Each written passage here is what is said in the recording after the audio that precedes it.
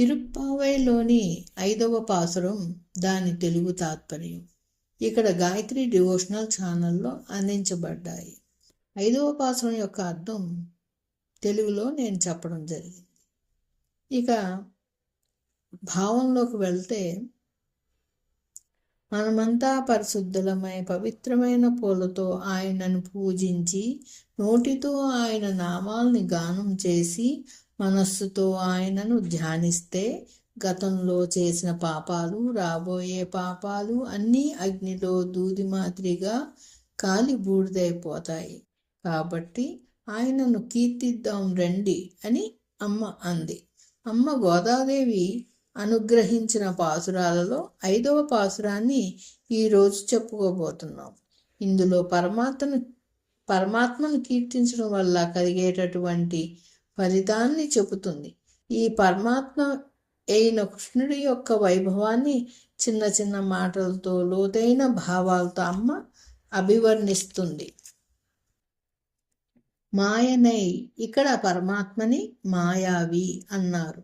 మాయ అన్నప్పుడు స్వామి యొక్క విచిత్ర కార్యకరీ శక్తి. ఇక్కడ ఈ మాత్రం అర్థం తెలుసుకుంటే చాలు. పరమేశ్వరుడు చేసేటటువంటి దివ్యములైన లీలలన్నీ తన మాయాశక్తితో చేస్తున్నాడు. యోగమాయాముపాశ్రిత అని భాగవతం చెప్తుంది. యోగమాయా శక్తితో చేస్తున్నాడు.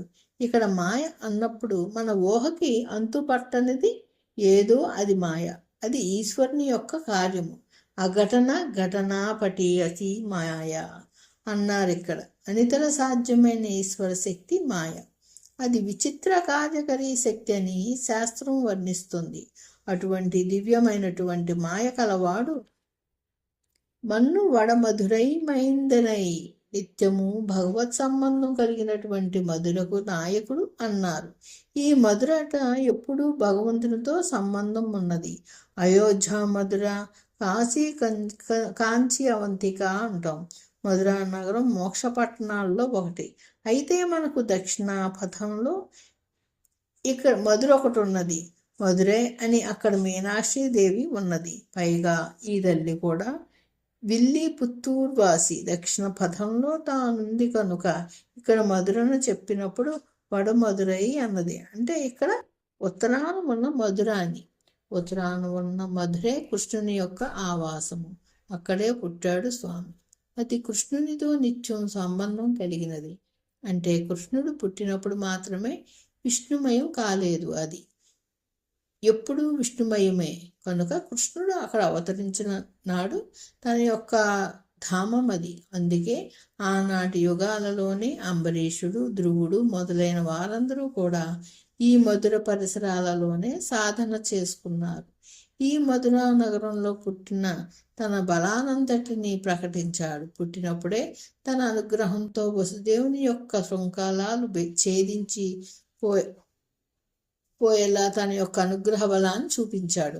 అటు తర్వాత రేపల్లిలో కూడా పూతన, తృణావర్తుడు, శకటాసురుడు మొదలైన వారిని శైశవ దశలోనే, అంటే బాలుని సమయంలోనే సంహరించాడు. అటు తర్వాత మధ్య చెట్లను కూల్చివేశాడు. గోవర్ధనగిరి ఎత్తాడు. ఇలా అనేక లీలలు చూపించాడు. కనుకనే స్వామి లీలలోని చూపించిన పరాక్రమాన్ని, ప్రతాపాన్ని, మహిమని తలుచుకుని వడమధురై మైందనై అని సంబోధించింది ఆ తల్లి. ఆ విధంగా ఉత్తర మధురకు నాయకుడైన బలమైన వాడు, పైగా యమునా తీర విహారి.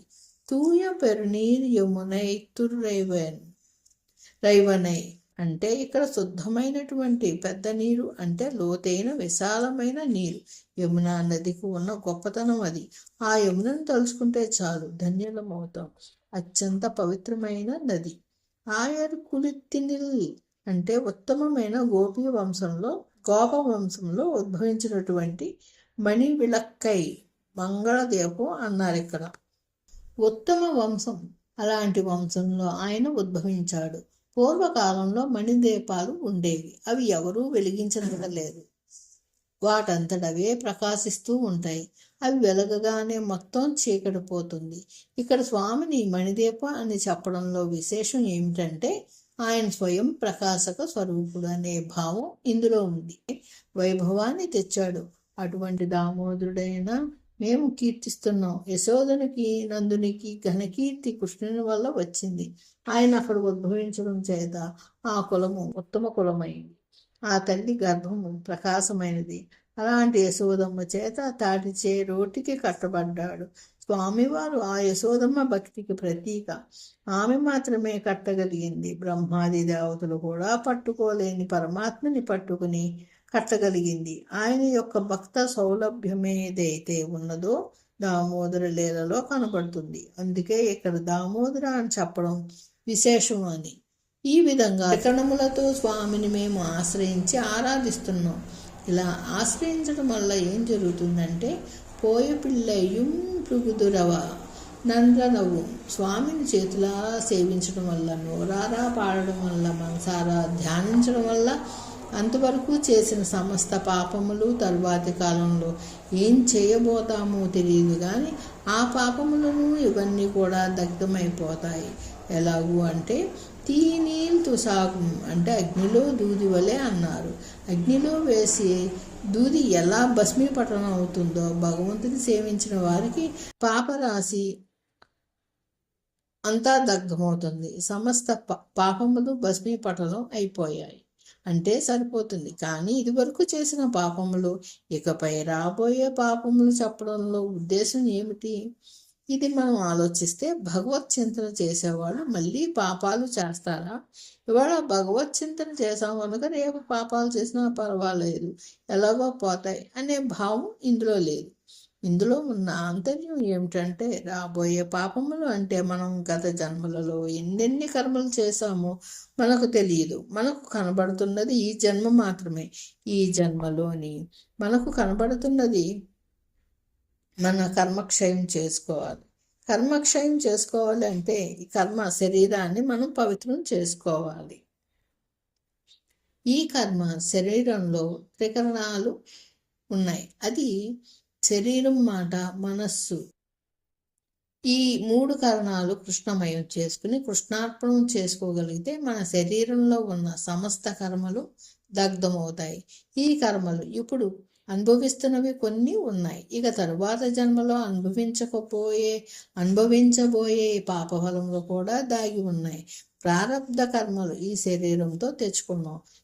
ఇప్పుడు ఆగామి కర్మలు ప్రోగు చేసుకుంటున్నాం. కానీ ఆసంచిత కర్మలు కూడా దహనమైతే జన్మలు లేకుండా ఉంటుంది. ఆ సంచితములు ఏవి ఉన్నాయో మనకు తెలియదు. అవే తరువాత రాబోయే జన్మలకి మూలములైన కర్మలు. అందుకు రాబోయే పాపములు అంటే తర్వాతి జన్మలలో అనుభవించబోయే కర్మఫలములు ఏవైతే ఉన్నాయో అవి కూడా దగ్ధమైపోతాయట భగవత్ సంకీర్తన వల్ల. అందువల్ల ఈ సంచితము ఆగామి కూడా నశించిపోతాయి. ఆ కారణం చేత నువ్వు శుద్ధుడవుతావు అని చెప్తున్నారు. ఇలా కీర్తిస్తూ త్రికరణములతో ఆశ్రయించడం అనే కృష్ణ భక్తి వైభవాన్ని ఈ పాసురంలో వర్ణించింది ఆ తల్లి గోదాదేవి. జై శ్రీకృష్ణ, జై శ్రీమన్నారాయణ.